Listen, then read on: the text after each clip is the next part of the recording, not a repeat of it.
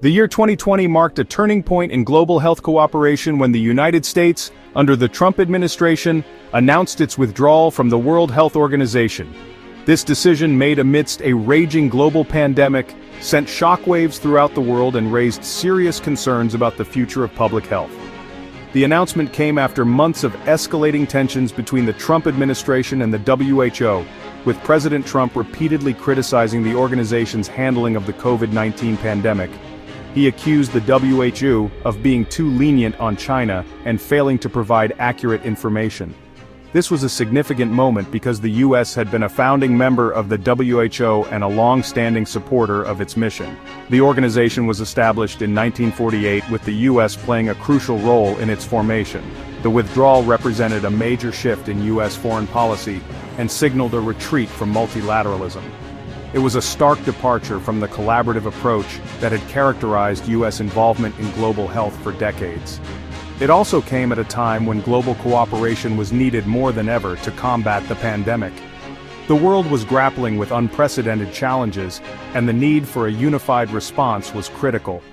The decision to withdraw was met with widespread criticism from global health experts, world leaders, and even some members of Trump's own party. Many Republicans expressed concern that the move would isolate the U.S. and weaken its influence on global health matters. Many argued that it would undermine the WHO's ability to respond to the pandemic and would ultimately harm global health efforts. The organization plays a vital role in coordinating international health responses and providing critical resources. Trump defended his decision, arguing that the WHO had failed to hold China accountable for its role in the pandemic and that the organization was in dire need of reform. He claimed that the U.S. funds could be better used elsewhere. However, critics accused Trump of using the WHO as a scapegoat for his own administration's failures in handling the pandemic in the U.S. They argued that the decision was politically motivated and would have long-term negative consequences for global health. Central to Trump's justification for withdrawing from the WHO were allegations of the organization's mishandling of the COVID-19 pandemic. He argued that the WHO had failed in its primary duty to protect global health. Trump accused the WHO of being too slow to act in the early stages of the outbreak, which he believed had catastrophic consequences for the world, downplaying the severity of the virus and not providing timely warnings to other countries, and failing to hold China accountable for its lack of transparency. He claimed that this lack of accountability had severe repercussions. He specifically criticized the WHO's early reliance on information from China, which he argued was misleading and incomplete, claiming that the organization had been too trusting of the Chinese government's data and assurances about the virus. This, he suggested, compromised the global response. This, he argued, had led to a dangerous delay in the global response to the pandemic, exacerbating the spread and impact of the virus.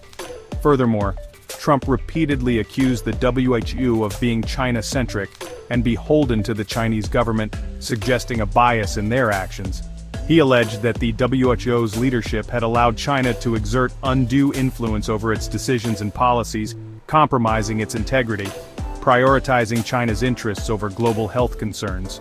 This narrative painted a picture of an organization swayed by political pressures. These accusations fueled a narrative of mistrust towards both China and the WHO, leading to increased scrutiny and criticism, further exacerbating geopolitical tensions amidst an already volatile global health crisis. The stakes were high and the blame game intensified.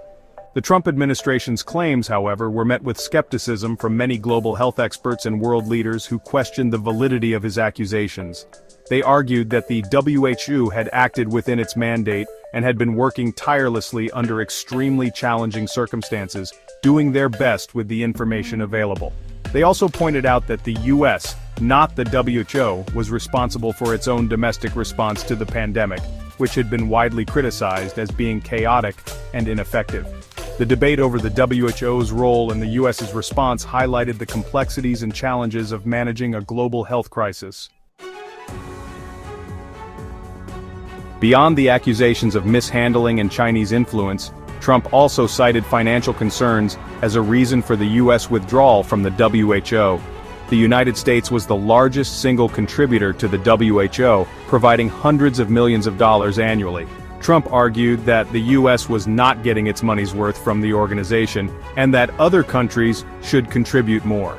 He claimed that the U.S. was unfairly burdened with funding the WHO, while other countries, particularly China, were not paying their fair share. This argument resonated with some of his supporters, who believed that the U.S. was being taken advantage of in its global engagements. However, critics argued that Trump's focus on finances overlooked the significant benefits the U.S. received from being a part of the WHO.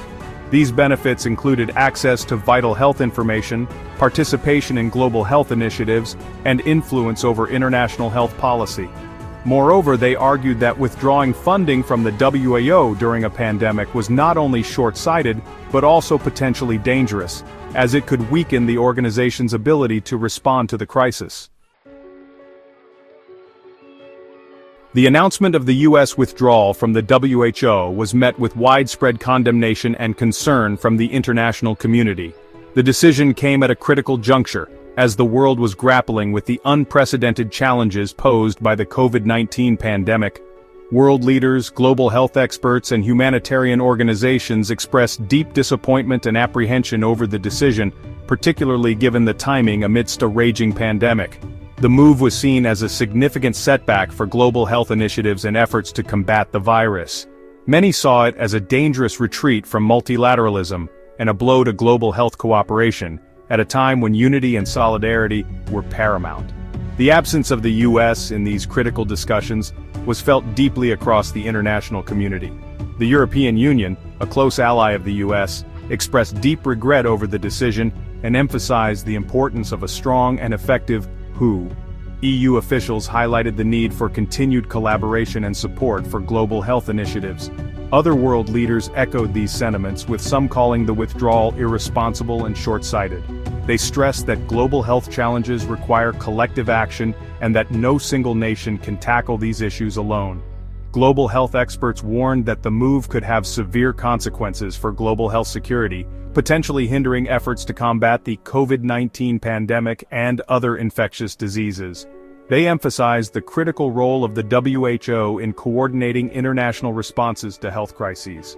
There were also concerns that the U.S. withdrawal could create a leadership vacuum in global health governance, leaving space for other actors, such as China, to fill the void and potentially shape the international health agenda according to their own interests. This shift in dynamics could have long-term implications for global health policies. The decision was seen by many as a sign of the Trump administration's isolationist tendencies and its disregard for international institutions and norms. Critics argued that this move undermined the U.S.'s leadership role on the global stage.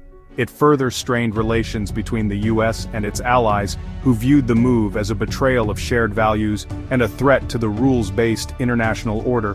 The long-term impact on diplomatic relations and global health cooperation remains to be seen,